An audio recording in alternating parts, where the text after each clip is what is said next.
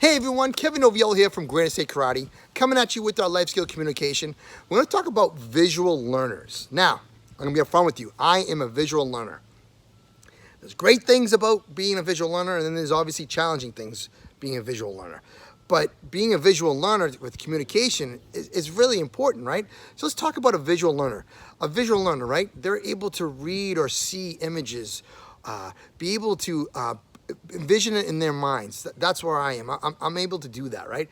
Where I struggle is if someone reading a textbook, reading out of a textbook and trying to read it off to me to make me understand it has always been a challenge, right? I've always needed to see physical attributes, right? Like a lot of people say, oh, this is a great book. You got to read it. Well, I prefer to go watch a movie for 2 hours about the book, and then I'll give you my opinion. And that's okay, right? But it's a lot of great traits. Like when you're a visual learner, you have a great imagination. You're able to get into see in the detail of what's being presented to you. But there's also could be some distractions, right? Like I can't go to a coffee shop or a restaurant and do a video. I need to be in quietness. I can't have a lot of things going on. Why? I'm a visual learner, so I'm going to go be looking at everything else. You know, a lot of people say, well, that's ADD or HADD, right? Well, it's because your mind is programmed to be visual. It's an environment awareness, understanding what's going on around you and in you and so forth. And it's not really bad, but obviously a lot of people will put that out there. And the thing is too, is as a visual learner, you need to have motion. Like, I don't know about you, but when I was a kid in school, I needed to see the chalkboard, the whiteboard. I needed to see the projector, right? I know I'm probably out talking myself, right? Now I believe they have smart boards, right? I needed that teacher to engage with me using hand gestures or showing me different images.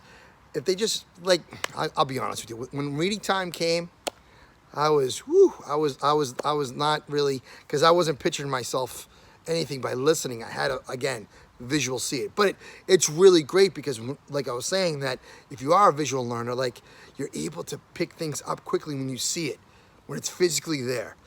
You know, I'll be honest with you too, like when I get directions to put something together, I throw out the paper, I look it up on YouTube, and I'd rather see it physically made than doing the step-by-step on the paper. I mean, granted, it's not so bad when there's pictures on there, but again, I'm a person, that I need to see visual content in front of me.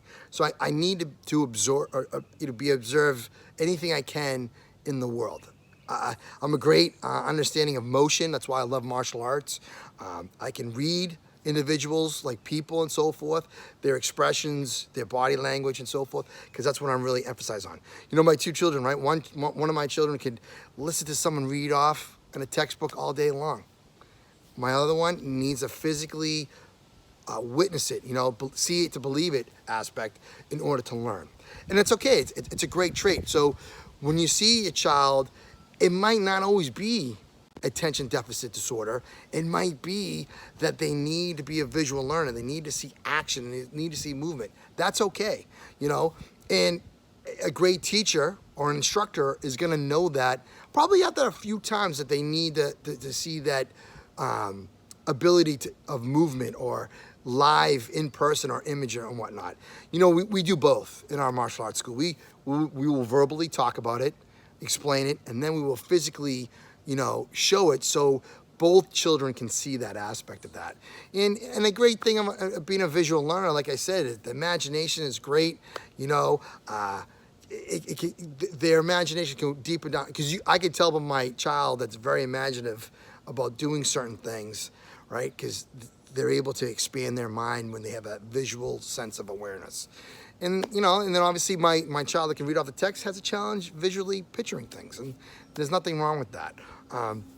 But it's truly a good trait to have. It's not, sometimes people get a bad rep. I mean, it's not perfect, but I just believe that being a visual learner, right, you can definitely understand motion better, physical movements better, being able to read and pick up things a lot quicker. Like when we go to a restaurant or a movie theater, I gotta know where the exits are at all times. That's my visual sense of awareness.